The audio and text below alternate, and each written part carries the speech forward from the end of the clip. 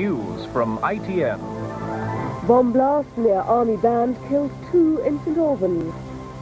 Police believe the couple who died, a woman and a man, may have been IRA terrorists planting the bomb. The explosion was in an empty building in St Albans city centre, close to a hall where the band of the Blues and Royals were giving a charity performance. This morning, much of St Albans city centre was sealed off as anti-terrorist squad officers examined the seat of the blast. The bomb destroyed the front of a former bank, 30 yards from the Arena concert hall in which the band of the Blues and Royals was playing to 350 people. The bomb, 5 pounds of high-powered explosives, detonated at 6 minutes to 10 last night, 6 minutes before the end of the concert. 2 people were killed instantly. Detectives believe they may well have been in the process of priming the device. One passerby was slightly injured. No warning was given of any device being planted at all. And obviously, from the nature of the injuries, it is very likely, as we see it at this stage, that the 2 people who were deceased were handling, tampering, or some way looking at the device when it exploded. Inside the hall, concert-goers felt the explosion. Well, it was just an almighty bang, and the hall literally shook. The glass went everywhere, and we just run literally straight into the middle of the road to get out the way. A detailed forensic search is now underway. This was almost certainly the work of the IRA, who may well be planning further attacks.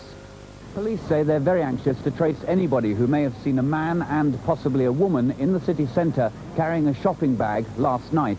Robin White, ITN, St Albans.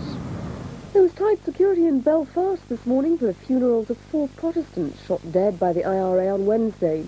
Hundreds of people lined the streets to show their last respects. The human cost of Northern Ireland's bloodiest 48 hours of sectarian violence in recent times. The service for Billy Kingsbury was held at his home in South Belfast, his coffin draped with the flag of the local Loyalist Orange Order. His funeral formed a joint cortege with that of Sammy Mahaffey. The 2 men were murdered together by the IRA as they looked after a 5-week-old baby on Wednesday night. The baby's mother was among the hundreds of people who walked through the exclusively Protestant streets in the so-called village area. The baby herself, Terry Louise White, is still seriously ill in hospital.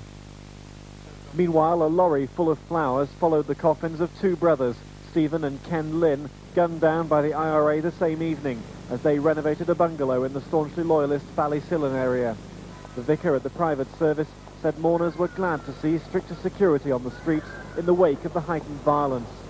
Democratic Unionist leader Ian Paisley was among those at the graveside as all 4 of the victims were buried at the same cemetery. Jonathan MUNRO, ITN, in Belfast. In Yugoslavia, fierce fighting is reported in the East Croatian town of Vukovar, just hours before another EC ceasefire is due to come into effect. And a ferry carrying 4,000 evacuees from Dubrovnik has docked safely in the Adriatic port of Pula after a 36-hour journey. The ferry battled into harbour through high winds and torrential rain. After 36 hours at sea, including a full gale, they had finally found a safe haven in Pula, 350 miles north of Dubrovnik. Conditions on the ferry were appalling. It was carrying far more people than it was designed for. They'd slept on the car decks and like sardines packed side by side in the passageways. The food had run out halfway through the voyage. On board, scores of people wounded in the battle. Some Croatian fighters, but many ordinary people, victims of this vicious civil war. And the Slavko mother and baby have also been found a home locally. One of 2 babies born at sea during the Slavia's voyage to safety. And the latest on the ITN reporter David Chater, who was injured yesterday in Yugoslavia, is that his condition is serious but stable. Doctors treating him in Belgrade said it was a very serious wound, but they do expect him to make a good recovery.